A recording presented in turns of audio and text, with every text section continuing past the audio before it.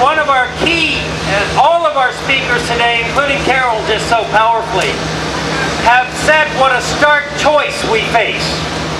We know that there is no such thing as a perfect candidate, but there are real differences between the candidates, all right? Yes.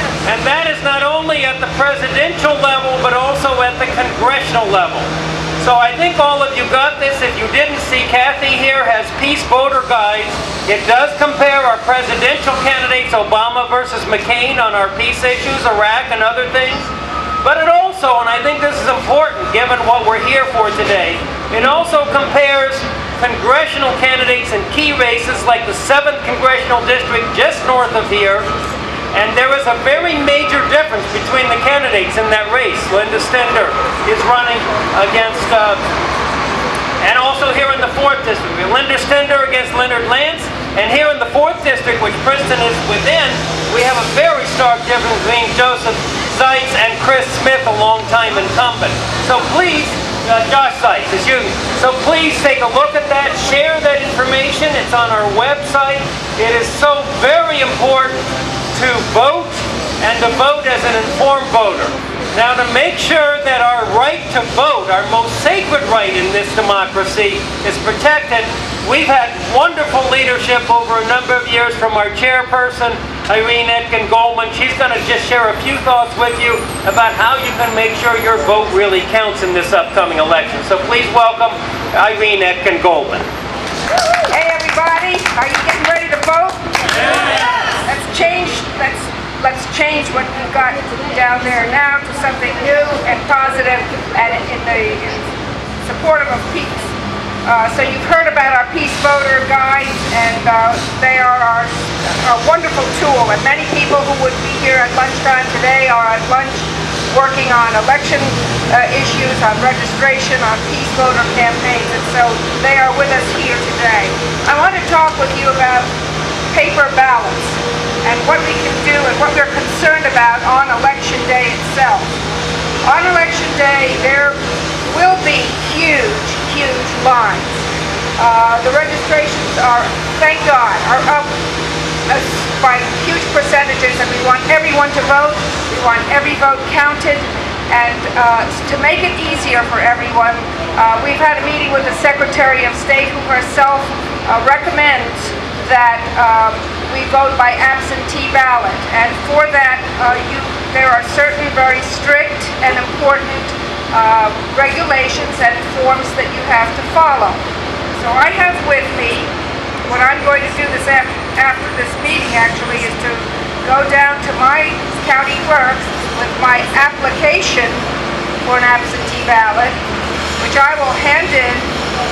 She will give me my absentee ballot, I will fill it in, and then I will personally take it, because to me it's like the ka-ching of the old machines. I take it and I deliver it to the County Board of Elections. 2 different places. And in Mercer County, 2 different places. In other counties it may not be, but be aware of that. I have information for you if you want to vote by absentee ballot. It costs the holder $1 to mail it in. No, it's free. It's free to mail it in. It's free. No postage. Postage. I mail mine. The application does say a fixed first-class postage here. The application, if you mail it. I don't know if that's still correct. Anyway, let's not get bogged down with that. If it costs you $1, it's $1 well spent. All right? If you're going to do it, and you don't know the time, vote for peace. Vote for peace. I want to alert you to something that I am wearing today. I'm wearing a t-shirt on which the immortal 23 senators who on October 11th voted no. Their names are, and I'd like to read them for you because it's important to remember that those elected officials who are of like mind and of courage should be recorded today. Daniel Akaka, Democrat, Hawaii. Jeff Bingaman, Democrat, New Mexico. Barbara Boxer, Democrat, California. Democrat, West Virginia, the great voice of the Constitution. Lincoln Chafee, Republican, Rhode Island. Kent Conrad, Democrat, North Dakota. John Corzine, Democrat, New Jersey. Mark Dayton, Democrat, Minnesota. Richard Durbin, Democrat, Illinois.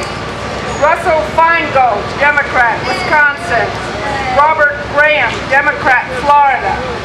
Daniel Inouye, Democrat, Hawaii. Ted Kennedy, Democrat, Massachusetts. Patrick Leahy, Democrat, Vermont. Carl Levin, Democrat, Michigan. Barbara Mikulski, Democrat, Maryland, the great Barbara. Patty Murray, Democrat, Washington State. Jack Reed, Democrat, Rhode Island.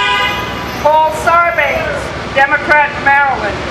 Debbie Stabenow, Democrat, Michigan. Paul Wellstone, Democrat, Minnesota. Ron Wyden, Democrat, Oregon. And Jim Jeffords, Independent, Vermont. These are the immortal 23. And on the back of my shirt, I have the 133 whom I won't take the time to read, although I do want to name the New Jersey representatives of the 133 members who voted against the war, and that would be our, here in Mercer County, it's Rush Holt, Democrat of New Jersey, not only Mercer, but across the state. Robert Menendez, Democrat, New Jersey. Frank Pallone, Democrat, New Jersey, and Donald Payne, Democrat of New Jersey. These are the elected officials who we support because they are peace voters, and they are among these 133. Let's elect more of the peace voters. Let's get the peace voter guides distributed. Let's get everybody to vote. And I want to say to you, if you choose not to vote by absentee and you choose to go to the polls on election day, be aware of two things. If there are long lines, the best service you can do to your fellow voter is to be prepared before you go. Don't diddle-daddle, walk right in, cast your vote, encourage other voters online to be courteous of those who are behind you.